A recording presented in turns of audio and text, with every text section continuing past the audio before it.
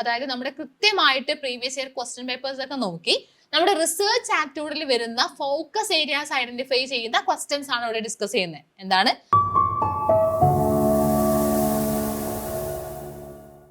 Hi all, welcome to competitive cracker. ഞാൻ ധന്യ. നമ്മുടെ net എക്സാമിന്റെ നോട്ടിഫിക്കേഷൻ ഒക്കെ വന്നു. ഇനി കുറച്ച് ദിവസങ്ങൾ മാത്രമേ നമ്മുടെ മുന്നിലുള്ളൂ അല്ലെ. അപ്പൊ എല്ലാവരും നല്ല രീതിയിൽ തന്നെ പഠിക്കാൻ സ്റ്റാർട്ട് ചെയ്തിട്ടുണ്ടാവും. പലരും റിവിഷനിലൂടെ ആയിരിക്കും കടന്നു പോകുന്നത്, അല്ലെങ്കിൽ പലരും ആദ്യമായിട്ട് സ്റ്റാർട്ട് ചെയ്യുമായിരിക്കും പഠിക്കാനായിട്ട്. പക്ഷെ വിഷമിക്കേണ്ട കാര്യമൊന്നുമില്ല, കാരണം നമുക്ക് അത്യാവശ്യം ടൈമൊക്കെ ഉണ്ട്. പഠിക്കേണ്ട രീതിയിൽ പഠിച്ചു കഴിഞ്ഞാൽ ഉറപ്പായിട്ട് നമുക്ക് എന്ത് ചെയ്യാൻ പറ്റും, ഈ വരുന്ന നെറ്റ് നമുക്ക് നേടിയെടുക്കാൻ പറ്റും. പക്ഷെ അതിന് കൃത്യമായിട്ട് നമുക്ക് ഫോക്കസ് ഏരിയാസ് ഐഡന്റിഫൈ ചെയ്യണം.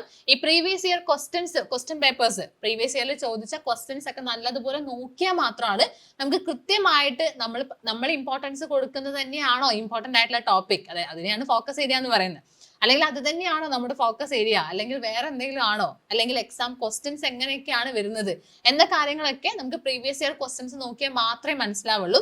സോ ഇന്നത്തെ സെഷനിൽ ഞാൻ അത് തന്നെയാണ് ഡിസ്കസ് ചെയ്യാനായിട്ട് പോകുന്നത്. അതായത് നമ്മുടെ കൃത്യമായിട്ട് പ്രീവിയസ് ഇയർ ക്വസ്റ്റ്യൻ പേപ്പേഴ്സ് ഒക്കെ നോക്കി നമ്മുടെ റിസർച്ച് ആപ്റ്റിറ്റ്യൂഡിൽ വരുന്ന ഫോക്കസ് ഏരിയാസ് ഐഡന്റിഫൈ ചെയ്യുന്ന ക്വസ്റ്റ്യൻസ് ആണ് ഇവിടെ ഡിസ്കസ് ചെയ്യുന്നത്. എന്താണ്? നമ്മുടെ റിസർച്ച് ആപ്റ്റിറ്റ്യൂഡിൽ പ്രീവിയസ് ഇയർ ക്വസ്റ്റ്യൻ പേപ്പേഴ്സ് നോക്കി അതിൽ വരുന്ന ഫോക്കസ് ഏരിയാസ്, അതായത് റിപ്പീറ്റഡ് ആയിട്ട് ക്വസ്റ്റ്യൻസ് വരുന്ന ഏരിയത്തെ ക്വസ്റ്റ്യൻസ് ആണ് നമ്മൾ ഇന്നത്തെ സെഷനിൽ ഡിസ്കസ് ചെയ്യാനായിട്ട് പോകുന്നത്. സോ വീഡിയോ സ്കിപ്പ് ചെയ്യാതെ തന്നെ കാണാനായിട്ട് ശ്രമിക്കുക. ഇപ്പറഞ്ഞ ക്വസ്റ്റ്യൻസ് നിങ്ങൾക്ക് ആൻസർ ചെയ്യാൻ പറ്റുന്നുണ്ടോ എന്ന് സ്വയം ഒന്ന് വിലയിരുത്തുക. ഒക്കെ ഒരു സെൽഫ് അസസ്മെന്റ് ചെയ്യുക.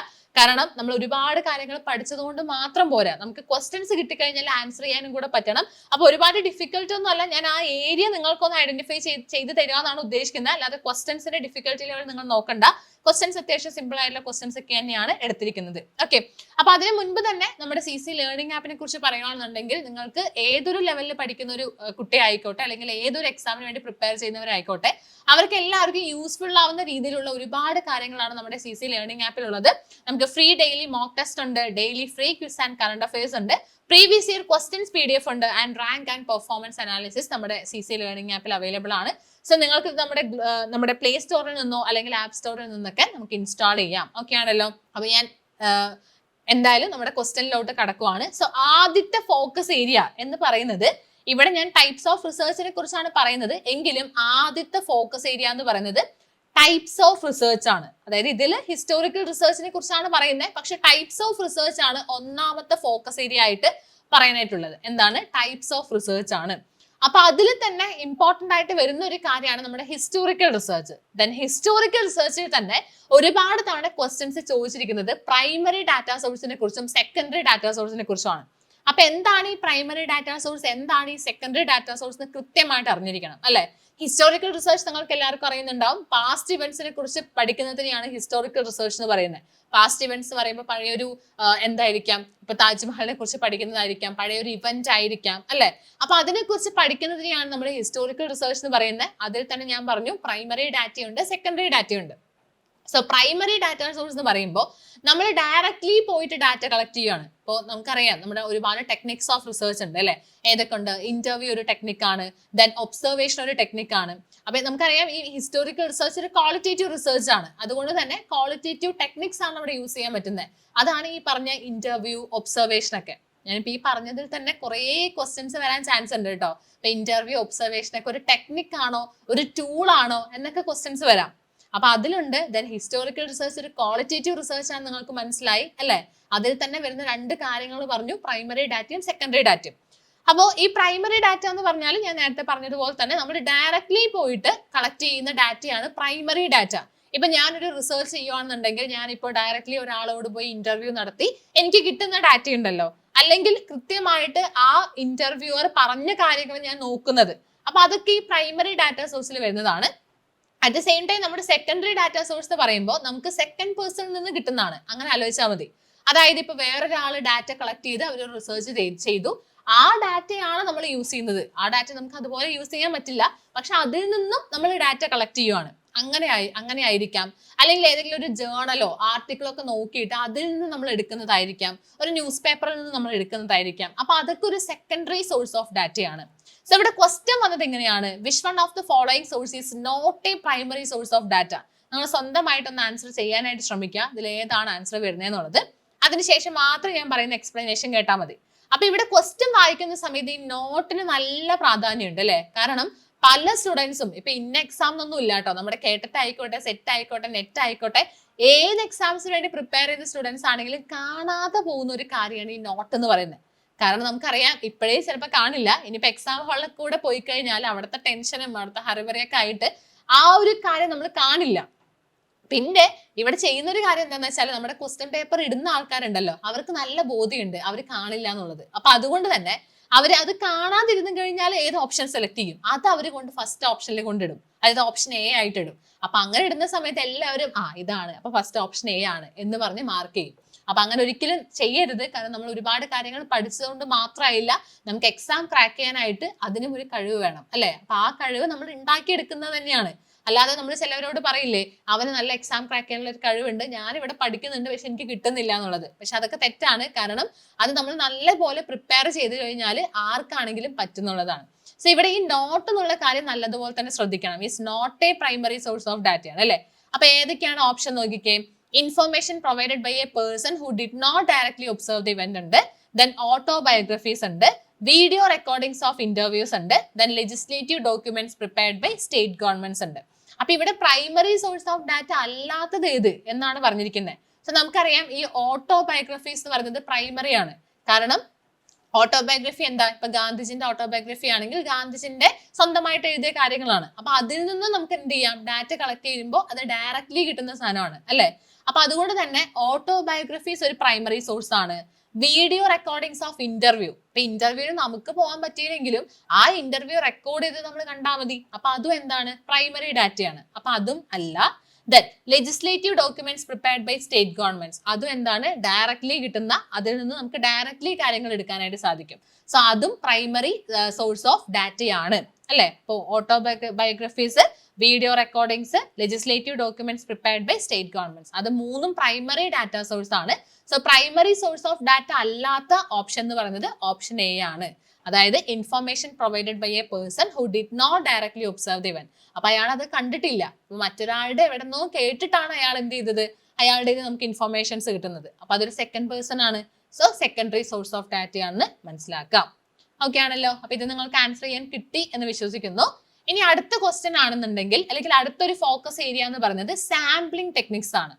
എന്താണ്, നമ്മുടെ റിസർച്ചിൽ തന്നെ വളരെ ഇമ്പോർട്ടന്റ് ആയിട്ടുള്ള ഒരു ഭാഗമാണ് സാമ്പിളിംഗ് എന്ന് പറയുന്നത്, സാമ്പിളിംഗ് ടെക്നിക്സ് എന്ന് പറയുന്നത്. ഓക്കെ, അപ്പൊ ഇവിടെ ക്വസ്റ്റ്യൻ വന്നിരിക്കുന്നത് എങ്ങനെയാണ്, in A study about the emotional experience of children in coastal area whose parents are working in Gulf countries, which of the following sampling seems to be appropriate? ഇതാണ് question അല്ലെ.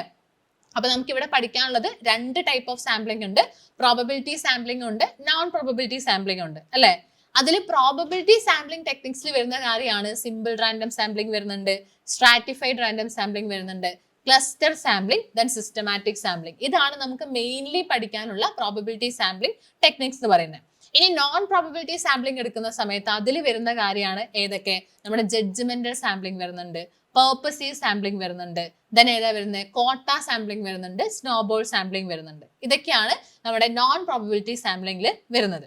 അപ്പൊ ഇവിടെ question നന്നായിട്ട് ശ്രദ്ധിക്കുക. കാരണം ഇവിടെ കൃത്യമായിട്ട് ഒരു പേർപ്പസ് നമുക്ക് അറിഞ്ഞു കഴിഞ്ഞാൽ മാത്രമാണ്, റിസർച്ചിന്റെ പേർപ്പസ് എന്താണ് ഇവിടെ, അത് അറിഞ്ഞു കഴിഞ്ഞാൽ മാത്രമാണ് നമുക്ക് ഡാറ്റ കളക്ട് ചെയ്യാൻ പറ്റുള്ളൂ, അല്ലെങ്കിൽ സാമ്പിൾ സെലക്ട് ചെയ്യാൻ പറ്റുള്ളൂ. അല്ലാതെ നമുക്ക് ഇവിടെ ഒരിക്കലും നമ്മുടെ പ്രോബബിലിറ്റി സാമ്പിളിംഗ് യൂസ് ചെയ്തിട്ട് റാൻഡംലി ചൂസ് ചെയ്യാൻ പറ്റില്ല. കാരണം എന്താ, ഇവിടെ കൃത്യമായിട്ട് പറഞ്ഞിട്ടുണ്ട്, നമുക്ക് കുട്ടികളുടെ ഇമോഷണൽ എക്സ്പീരിയൻസ് ആണ് നോക്കേണ്ടത്, ഇമോഷണൽ എക്സ്പീരിയൻസ് ആണ് നമുക്ക് ഇവിടെ നോക്കേണ്ടത്. പക്ഷെ ആ കുട്ടികളുടെ പാരന്റ്സ് എന്തായിരിക്കണം, ഗൾഫ് കൺട്രീസിൽ വർക്ക് ചെയ്യുന്നവരായിരിക്കണം. അപ്പൊ അങ്ങനെ ആയതുകൊണ്ട് തന്നെ അതും കോസ്റ്റൽ ഏരിയ ആയിരിക്കണം എന്ന് പറഞ്ഞിട്ടുണ്ട്. അപ്പൊ അങ്ങനെയാണെന്നുണ്ടെങ്കിൽ നമുക്ക് ഈ പ്രോബബിലിറ്റി സാമ്പിളിംഗ് യൂസ് ചെയ്തിട്ട് റാൻഡംലി എടുക്കുക എന്ന് പറഞ്ഞാൽ ഭയങ്കര ബുദ്ധിമുട്ടാണ് അല്ലെ. അപ്പൊ അവിടെ നമുക്ക് യൂസ് ചെയ്യാൻ പറ്റിയ ഒരു സാമ്പിളിംഗ് ടെക്നിക് എന്ന് പറയുന്നത് ഓപ്ഷൻ സി ആണ്, പേർപ്പസീവ് സാമ്പിളിംഗ് ആണ്. Okay, option C purposive sampling ആണ് കറക്റ്റ് ആൻസർ ആയിട്ട് വരുന്നത്. ഇനി അടുത്ത ഒരു ക്വസ്റ്റ്യൻ എന്ന് പറയുന്നത്, which type of research involves directly manipulating the independent variables to observe their effect. അപ്പൊ ഇതും നമ്മുടെ ടൈപ്സ് ഓഫ് റിസർച്ചിൽ വരുന്ന കാര്യം തന്നെയാണ്. ഓക്കെ, ടൈപ്സ് ഓഫ് റിസർച്ചിൽ വരുന്ന കാര്യമാണ്, നേരത്തെ പറഞ്ഞ ഫോക്കസ് ഏരിയ തന്നെയാണ്. പക്ഷെ അതിൽ തന്നെ ഈ എക്സ്പെരിമെന്റൽ റിസർച്ചിന് വളരെ പ്രാധാന്യമുണ്ട് കേട്ടോ. എക്സ്പെരിമെന്റൽ റിസർച്ച് എന്താണ് എക്സ്പെരിമെന്റൽ റിസർച്ച്. അപ്പൊ ഈ എക്സ്പെരിമെന്റൽ റിസർച്ചിനെ പറ്റിയിട്ടും അതിൽ ഇൻഡിപെൻഡന്റ് വേരിയബിൾ ആൻഡ് ഡിപെൻഡന്റ് വേരിയബിളിനെ പറ്റിയിട്ടും ഈ എക്സ്ട്രാനിയസ് വേരിയബിളിനെ കൺട്രോൾ ചെയ്യുന്നതിനെ പറ്റിയിട്ടൊക്കെ ഒരുപാട് ക്വസ്റ്റ്യൻസ് വന്നിട്ടുണ്ട്. അതുപോലെ ഇതിലെ ഓപ്ഷൻസ് നോക്കിക്കേ, exposed factor research, action research, ഇതിനെ പറ്റിയിട്ടൊക്കെ ഒരുപാട് ക്വസ്റ്റ്യൻ വന്നിട്ടുണ്ട്. അപ്പൊ ഞാൻ ഇങ്ങനെ ക്വസ്റ്റ്യൻ പേപ്പർ ഇങ്ങനെ നോക്കുന്ന സമയത്ത് റിപ്പീറ്റഡ് ആയിട്ട് വന്നതുകൊണ്ടാണ് ഈ ഒരു ഏരിയ ഇവിടെ ഫോക്കസ് ഏരിയ ആണെന്ന് പറയുന്നത്. അപ്പൊ നോക്കിക്കേ, which type of research involves directly manipulating the independent variables to observe their effect ആണ്. അതിന്റെ answer option D, experimental research ആണ്. കാരണം ഇതുപോലെ തന്നെ ഒരുപാട് ക്വസ്റ്റ്യൻ വന്നിട്ടുണ്ട്. അതായത് നമ്മുടെ ഇൻഡിപെൻഡന്റ് വേരിയബിളിനെ മാനിപ്പുലേറ്റ് ചെയ്യണം എന്നാൽ മാത്രമാണ് നമുക്ക് എക്സ്പെരിമെന്റൽ റിസർച്ചിൽ ഈ ഇൻഡിപെൻഡന്റ് വേരിയബിളും ഡിപെൻഡന്റ് വേരിയബിളും തമ്മിലുള്ള കോസ് ആൻഡ് എഫക്ട് റിലേഷൻഷിപ്പ് കണ്ടുപിടിക്കാൻ പറ്റുള്ളൂ അല്ലെ. ദെൻ ബാക്കിയുള്ള വേരിയബിൾസ്, അതായത് എക്സ്ട്രാനിയസ് വേരിയബിളിനെയൊക്കെ കൺട്രോൾ ചെയ്യണം എന്നുള്ള കാര്യങ്ങളൊക്കെ നമ്മൾ ഇതിൽ പഠിക്കുന്നതാണ്. ഇനി ഇതിൽ എക്സ്ട്രാ പറയുകയാണെന്നുണ്ടെങ്കിൽ എക്സ്പോസ്ഡ് ഫാക്ടർ റിസർച്ച് എന്ന് പറയുന്നത് എന്താ? ഇതിന്റെ മറ്റൊരു പേരാണ് ആഫ്റ്റർ ദ ഫാക്ട് റിസർച്ച് എന്ന് പറയുന്നത് അല്ലെ. After the fact research, after the fact research എന്ന് പറയുന്നത്. അതായത് കാര്യം നമ്മുടെ കോസ് അല്ല, എഫക്ട് അവിടെ നടന്നു. അത് നമുക്ക് എക്സ്പെരിമെന്റൽ റിസർച്ച് എന്ന് പറയുമ്പോൾ അവിടെ കോസ് ആൻഡ് എഫക്ട് റിലേഷൻഷിപ്പ് ആണല്ലോ കണ്ടുപിടിക്കേണ്ടത്. അപ്പൊ എക്സ്പോസ്ഡ് ഫാക്ടർ റിസർച്ച് എന്ന് വെച്ചാൽ അവിടെ ആഫ്റ്റർ ദ ഫാക്ട് റിസർച്ച് ആണ്. അതായത് അവിടെ ഓൾറെഡി എഫക്ട് ഉണ്ടായി എന്നിട്ട് നമ്മൾ അതിന്റെ കോസ് കണ്ടുപിടിക്കുവാണ്. ഇപ്പൊ കൊറോണ വൈറസ് ഒക്കെ വന്ന് കുറെ പേര് മരിച്ചു അല്ലെ. അപ്പൊ അത് ആയപ്പോ പിന്നെ അതിന്റെ കോസ് നമ്മൾ എന്താണ്, അതിന്റെ കോസ് എന്താണെന്ന് പിന്നീടാണ് കണ്ടുപിടിക്കുന്നത്. എഫക്റ്റ് അവിടെ നടന്നു കഴിഞ്ഞിട്ടാണ് കോസ് കണ്ടുപിടിക്കുന്നത്. അപ്പൊ അതിനെയാണ് ഈ എക്സ്പോസ്ഡ് ഫാക്ടർ റിസർച്ച് കൊണ്ട് ഉദ്ദേശിക്കുന്നത്. ഓക്കെ, അപ്പൊ ഇതിന്റെ ആൻസർ ആയിട്ട് വരുന്നത് ഓപ്ഷൻ ഡി, എക്സ്പെരിമെന്റൽ റിസർച്ച് ആണ്. ഇനി അടുത്തൊരു പാർട്ടാണ് നമ്മുടെ ക്വാളിറ്റേറ്റീവ് റിസർച്ചിൽ വരുന്ന കുറച്ച് കാര്യങ്ങളുണ്ട്. ഏതാണ്? Qualitative research. ക്വാളിറ്റേറ്റീവ് റിസർച്ച് ആണ്. അതിൽ തന്നെ വരുന്ന വളരെ ഇമ്പോർട്ടന്റ് ആയിട്ടുള്ള കാര്യങ്ങളുണ്ട്. എത്നോഗ്രഫി വരുന്നുണ്ട്, എത്നോഗ്രഫി. പിന്നെ അതിന്റെ കൂടെ ഫിനോമിനോളജി. എന്താണ്? ഫിനോമിനോളജി. അതിന്റെ കൂടെ വരുന്ന ഒരു കാര്യമാണ് ഈ ഗ്രൗണ്ടഡ് തിയറി എന്ന് പറയുന്നത്. Grounded theory. അപ്പൊ ഈ മൂന്ന് കാര്യങ്ങൾ നല്ലതുപോലെ തന്നെ പഠിക്കണം. Ethnography, phenomenology, grounded theory. ഇത് മൂന്നും ക്വാളിറ്റേറ്റീവ് റിസർച്ചിന്റെ എക്സാമ്പിൾസ് ആണ്, ക്വാളിറ്റേറ്റീവ് റിസർച്ചസ് ആണ്. അപ്പൊ ഇവിടെ ചോദിച്ചിരിക്കുന്നത് grounded theory approach in research utilises inductive method ആണോ, ഡിഡക്റ്റീവ് മെത്തേഡ് ആണോ, both inductive and deductive methods ആണോ, ട്രാൻസ്ഡക്റ്റീവ് മെത്തേഡ് ആണോ എന്നുള്ളതാണ്. അപ്പൊ ഇവിടുത്തെ ആൻസർ ആയിട്ട് വരുന്നത് ആക്ച്വലി ഇൻഡക്റ്റീവ് മെത്തേഡ് ആണ്. കാരണം ഗ്രൗണ്ടഡ് തിയറി എന്ന് പറയുമ്പോൾ നമ്മൾ ആദ്യം ഡാറ്റ കളക്ട് ചെയ്തിട്ട് ആ ഡാറ്റയിൽ നിന്നും ഒരു തിയറി ഡെവലപ്പ് ചെയ്യുവാണ്. ഓക്കെ, ഡാറ്റ നമ്മുടെ അടുത്ത് ഉണ്ട്, ഓൾറെഡി ഡാറ്റ ഉണ്ട്, നമ്മൾ ഇതിന് മുൻപ് തിയറി ഒന്നും ഡെവലപ്പ് ചെയ്തിട്ടില്ല. ആ ഡാറ്റ യൂസ് ചെയ്തിട്ട് പുതിയൊരു തിയറി ഡെവലപ്പ് ചെയ്യുവാണെന്നുണ്ടെങ്കിൽ അതിന് പറയുന്ന പേരാണ് ഗ്രൗണ്ടഡ് തിയറി. അപ്പൊ അത് ഇൻഡക്റ്റീവ് ആണോ ഡിഡക്റ്റീവ് ആണോ? നമുക്കറിയാം ഇൻഡക്റ്റീവ് എന്ന് പറയുന്നത് സ്പെസിഫിക് ടു ജനറൽ ആണ് അല്ലെ. പെർട്ടിക്കുലർ ആയിട്ടുള്ള ഒരു കാര്യത്തിൽ നിന്നും ജനറലൈസ് ചെയ്യുകയാണ് ഇൻഡക്റ്റീവ് എന്ന് പറയുന്നത്. അതായത് ഇങ്ങനെ വലുതായിക്കൊണ്ടിരിക്കുവാണ് അല്ലെ. അപ്പൊ അതാണ് നമ്മുടെ ഗ്രൗണ്ടഡ് തിയറിയും. ചെറിയൊരു ഡാറ്റ വെച്ചിട്ട് അവിടെ നിന്നും വലിയൊരു തിയറി ഡെവലപ്പ് ചെയ്യുന്നു എന്ന് പറയുമ്പോൾ അത് ഇൻഡക്റ്റീവ് മെത്തേഡ് ആണെന്ന് മനസ്സിലാക്കാം. അപ്പൊ ഇതിന്റെ കൂടെ ഞാൻ പറഞ്ഞു എത്നോഗ്രഫി അങ്ങനെയുള്ള കാര്യങ്ങളൊക്കെ പറഞ്ഞിട്ടുണ്ട്. അതൊക്കെ നിങ്ങൾ നന്നായിട്ട് പഠിക്കണം. എത്നോഗ്രഫി എന്നൊക്കെ പറയുമ്പോൾ ഒരു ഗ്രൂപ്പിന്റെ കൾച്ചറും ബിലീഫൊക്കെ മനസ്സിലാക്കാനായിട്ട്, ഫോർ എക്സാമ്പിൾ പറയുകയാണെങ്കിൽ ഇപ്പൊ ട്രൈബൽസിന്റെ ഒക്കെ ആ ട്രൈബൽ കാറ്റഗറീസിന്റെ ഒക്കെ കൾച്ചറൊക്കെ മനസ്സിലാക്കാനായിട്ട് നമ്മൾ ചെയ്യുന്ന റിസർച്ച് ആണ് എത്നോഗ്രഫി. ഇനി ഫിനോമിനോളജി ആണെങ്കിൽ ലിവ്ഡ് എക്സ്പീരിയൻസ് ആണ്. അതുപോലെ ഗ്രൗണ്ടഡ് തിയറി നമ്മൾ പറഞ്ഞു ഒരു തിയറി, ഡാറ്റയിൽ നിന്നും തിയറി ഡെവലപ്പ് ചെയ്യുന്ന രീതിയാണ്. ഇനി നമ്മുടെ ലാസ്റ്റ് ക്വസ്റ്റ്യൻ നോക്കാം. നോക്കിക്കേ, ലാസ്റ്റ് ക്വസ്റ്റ്യൻ എന്ന് പറയുമ്പോൾ ഇത് റിസർച്ച് എത്തിക്സ് എന്ന് പറയും കേട്ടോ. റിസർച്ച് എത്തിക്സ് ആണ് ഇവിടുത്തെ എന്തെന്ന് പറയുന്നത് ഫോക്കസ് ഏരിയ. ഇപ്പൊ നമുക്ക് അല്ലാതെ ഈ ലോക്സിറ്റ് ഓപ്സിറ്റ് ആണ് ഒരു ഫോക്കസ് ഏരിയ എന്ന് നമുക്ക് പറയാൻ പറ്റില്ല. പക്ഷെ റിസർച്ച് എത്തിക്സ് ഒരു ഫോക്കസ് ഏരിയ ആയിട്ട് നമുക്ക് പറയാം. റിസർച്ച് എത്തിക്സ് ഒരു ഫോക്കസ് ഏരിയ ആയിട്ട് പറയാം. അതിൽ വരുന്ന കാര്യമാണ് പ്ലേജറിസം. ആ പ്ലേജറിസത്തിൽ നിന്നും ഒരുപാട് ക്വസ്റ്റ്യൻസ് വന്നിട്ടുണ്ട്. പിന്നെ അതിൽ തന്നെ വരുന്ന കാര്യമാണ് ഈ നമ്മുടെ സൈറ്റേഷനെ കുറിച്ച് നമുക്ക് പഠിക്കാനുണ്ട്. ഇപ്പൊ തീസിസ് റൈറ്റിംഗ് അത് APA സ്റ്റൈലിലാണ് ചെയ്യുന്നത്. അങ്ങനെയുള്ള കാര്യങ്ങളൊക്കെ നമുക്ക് പഠിക്കാനായിട്ടുണ്ട്. അപ്പൊ അതുമായിട്ട് റിലേറ്റഡ് ആയിട്ടുള്ള ഒരു ക്വസ്റ്റ്യൻ ആണ് ഇവിടെ കാണുന്നത്. നോക്കിക്കേ, if reference is made to same page as a proceeding but not immediately proceeding references so the citation would be. Okay, അപ്പൊ ഇവിടെ പ്രൊസീഡിംഗ് ആണ്, പ്രൊസീഡിംഗ് അല്ല പ്രൊസീഡിംഗ് ആണ്. അതായത് നോക്കിക്കേ, if reference is made to same page as a proceeding but not immediately proceeding the reference. അതായത് ഇവിടെ ഉദ്ദേശം എന്താണെന്ന് വെച്ചാൽ ഇപ്പൊ ആദ്യം ഒരു പാരഗ്രാഫില് നമ്മളൊരു എന്തെഴുതി, ഇത് ഞാൻ കഴിഞ്ഞൊരു വീഡിയോയിൽ ചെയ്തിട്ടുണ്ട്. അപ്പൊ നിങ്ങൾക്ക് ഇത് ക്ലിയർ ആയിട്ട് മനസ്സിലായില്ലെങ്കിൽ ആ ഒരു വീഡിയോയും കൂടെ കാണാനായിട്ട് ശ്രമിക്കുക. ഓക്കെ, നമ്മുടെ വീഡിയോ ആയിട്ട് തന്നെ ചെയ്തിട്ടുണ്ട്. അതായത് ഇബിഡ്, ഓപ്സിറ്റ്, ലോക്സിറ്റ്, എറ്റാല്, അപ്പൊ ഇതിനെ കുറിച്ചൊക്കെ പറയുന്ന ഒരു വീഡിയോ ഇട്ടിട്ടുണ്ട്. പക്ഷെ ഇവിടെ നിങ്ങൾക്ക് കൃത്യമായിട്ട് മനസ്സിലാവും ഇതിന്റെ ആൻസർ എന്ന് പറയുന്നത് ഏതാണെന്നുള്ളത്. ഒന്നുകൂടെ ക്വസ്റ്റ്യൻ വായിച്ച് നന്നായിട്ട് മനസ്സിലാക്കുക. ഇവിടെ if reference is made to same page as proceeding but not immediately proceeding reference ആണ്. അപ്പൊ ഞാനിപ്പോ ഈ ഒരു പാരഗ്രാഫിലും ഇപ്പൊ ഒരു സ്മിത്തിന്റെ ആർട്ടിക്കിളിനെ കുറിച്ച് മെൻഷൻ ചെയ്തു. അടുത്തൊരു പാരഗ്രാഫിലും സ്മിത്തിന്റെ ആർട്ടിക്കിളിനെ കുറിച്ച് മെൻഷൻ ചെയ്യുവാണെങ്കിൽ നമ്മൾ അവിടെ യൂസ് ചെയ്യുന്നതാണ് ഇബിഡ് എന്ന് പറയുന്നത്, അല്ലെ? ഇബിഡ്. ഇനി അങ്ങനല്ല, ഇവിടെ സ്മിത്ത് കഴിഞ്ഞിട്ട് ഇവിടെ ഇപ്പൊ ഒരു ജോൺ എന്ന് പറഞ്ഞ ഒരാളുടെയാണ് നമ്മൾ എടുത്തതെന്ന് വിചാരിക്കുക. ഇനി അടുത്ത പാരഗ്രാഫിൽ നമ്മൾ വീണ്ടും സ്മിത്തിനെ കുറിച്ച് എടുക്കുകയാണെന്നുണ്ടെങ്കിൽ അവിടെ നമുക്ക് 2 ഓപ്ഷൻ ഉണ്ട്. ഒന്നില്ലെങ്കിൽ നമുക്ക് ഓപ്സിറ്റ് യൂസ് ചെയ്യാം, അല്ലെങ്കിൽ ലോക്സിറ്റ് യൂസ് ചെയ്യാം. പക്ഷെ നമ്മൾ എപ്പോഴാണ് ഓപ്സിറ്റ് യൂസ് ചെയ്യുന്നത്? ഓപ്സിറ്റ് യൂസ് ചെയ്യുന്നത് ഡിഫറെന്റ് പേജ് നമ്പർ ആവുമ്പോഴാണ്. അതായത് ഇവിടെ സ്മിത്തിന്റെ നമ്മൾ എടുത്തത് 42ാമത്തെ പേജ് നമ്പർ ആണ്. 3ാമത്തെ പാരഗ്രാഫിൽ നമ്മൾ എടുക്കാനായിട്ട് പോകുന്നത് 54ാമത്തെ പേജ് നമ്പർ ആണെങ്കിൽ അവിടെ നമ്മൾ യൂസ് ചെയ്യുന്നതാണ് ഓപ്സിറ്റ് എന്ന് പറയുന്നത്, അല്ലെ? പക്ഷെ അവിടെ 54 അല്ല, ആ 42 തന്നെ യൂസ് ചെയ്യുകയാണെന്ന് വിചാരിക്കുക. അപ്പൊ നമ്മൾ യൂസ് ചെയ്യുന്നതാണ് ലോക്സിറ്റ് എന്ന് പറയുന്നത്. അതായത് സെയിം പേജ് നമ്പർ ആണെങ്കിൽ യൂസ് ചെയ്യുന്നത് ലോക്സിറ്റ് ആണ്. അപ്പൊ ഇവിടെ ഏതാണ് ആൻസർ? ഓദർ ലോക്സിറ്റ് ആണ് ആൻസർ ആയിട്ട് വരുന്നത്. ഓദറുടെ പേര് അവിടെ മെൻഷൻ ചെയ്യണം. സോ ഓദർ ലോക്സിറ്റ് ആണ് ഇവിടുത്തെ കറക്റ്റ് ആൻസർ എന്ന് പറയുന്നത്. അപ്പൊ അതിനൊരു എക്സാമ്പിളും കൂടെ ഇവിടെ കൊടുത്തിട്ടുണ്ട്, നോക്കിക്കേ. ലോക്സിറ്റ് എന്ന് പറയുന്നത് തന്നെ non consecutive same work same page ആണ്. അതായത് ഇപ്പൊ ആദ്യം ജോൺ സ്മിത്തിന്റെ ഒരു ജോൺ സ്മിത്തിന്റെ ഒരു ആർട്ടിക്കിളിൽ നിന്ന് നമ്മൾ സെലക്ട് ചെയ്ത ഒരു പ്രോപ്പർ സൈറ്റേഷൻ അവിടെ കൊടുത്തു. അതിന്റെ പേജ് നമ്പർ 45 ആണ്. അടുത്ത പാരഗ്രാഫോ അല്ലെങ്കിൽ സെക്കൻഡ് പാരഗ്രാഫിലൊക്കെ ജെയിൻ ഡോനെ പറ്റിയിട്ട് ഒരു സൈറ്റേഷൻ അവിടെ കൊടുത്തു. ഓക്കെ, ഇനി അടുത്ത പാരഗ്രാഫിൽ നമുക്ക് വീണ്ടും സ്മിത്തിന്റെ കൊടുക്കണം എന്നുണ്ടെങ്കിൽ സെയിം പേജ് നമ്പർ ആണെങ്കിൽ നമുക്ക് എന്ത് ചെയ്യാം?